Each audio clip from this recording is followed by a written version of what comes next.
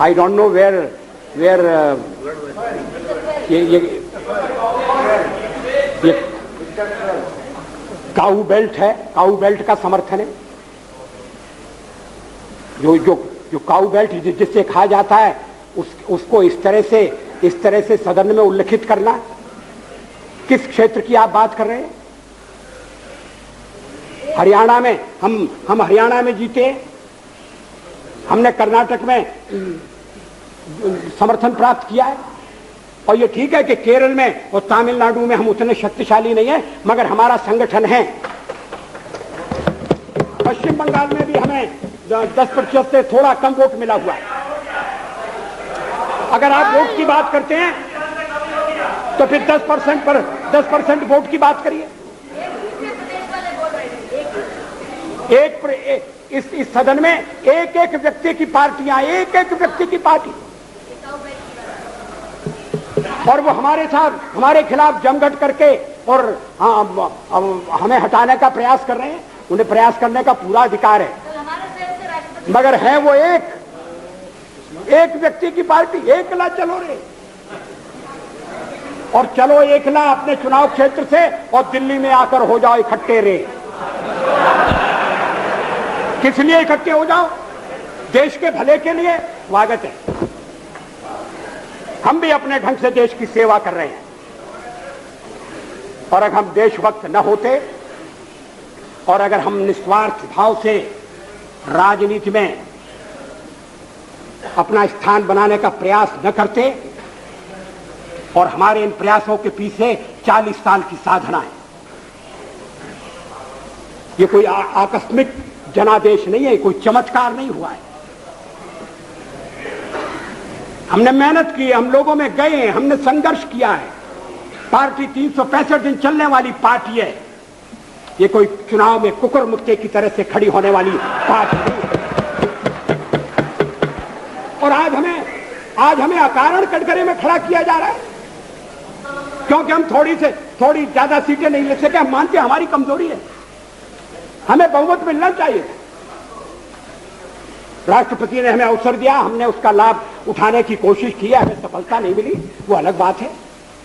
लेकिन हम फिर भी सदन में सबसे बड़े विरोधी दल के रूप में बैठेंगे, और आपको हमारा सहयोग लेकर सदन चलाना पड़ेगा, इस बात को मत भूलिए। मगर सदन चलाने में और ठीक तरह से चलाने में हम आपको पूरा सहयोग देंगे, ये आपको आश्वासन देना चाहते हैं। मगर सरकार आप कैसी बनाएंगे, वो सरकार किस कार्यक्रम पर बनेगी, वो सरकार कैसी चलेगी, मैं नहीं जानता। लेकिन जहां तक दलितों का सवाल है, शेड्यूल कास्ट के टोटल मेंबर्स हैं 77, और उनमें से 29 मेंबर्स बीजेपी के चुने गए।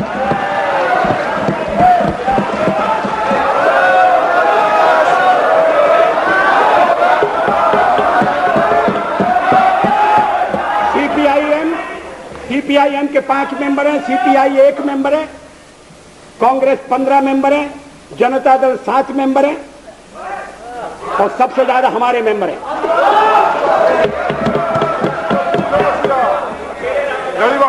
और एसटीसी में भी, शेड्यूल ट्राइब्स में भी total number of seat is 41, BJP 11। हमारा जनाधार नहीं है, हमें लोगों का व्यापक समर्थन प्राप्त नहीं है। अगर आप हमें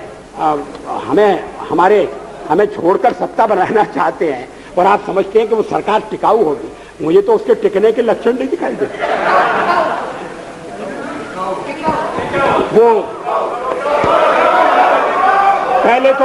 पहले तो उसका जन्म लेना कठिन है, जन्म लेने के बाद जीवित रहना कठिन है, और ये सरकार अंतर विरोधों में घिरी हुई देश का कितना लाभ कर सकेगी, ये एक प्रश्नवाचक चिन्ह है। हर बात के लिए आपको कांग्रेस के पास दौड़ना पड़ेगा,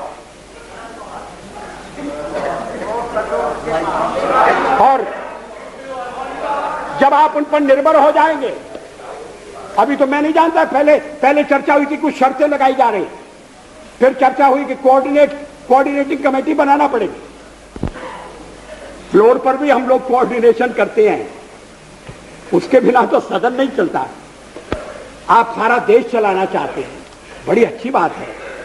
हमारी शुभकामनाएं आपके साथ हैं। हम अपने देश की सेवा के कार्य में जुटे रहेंगे।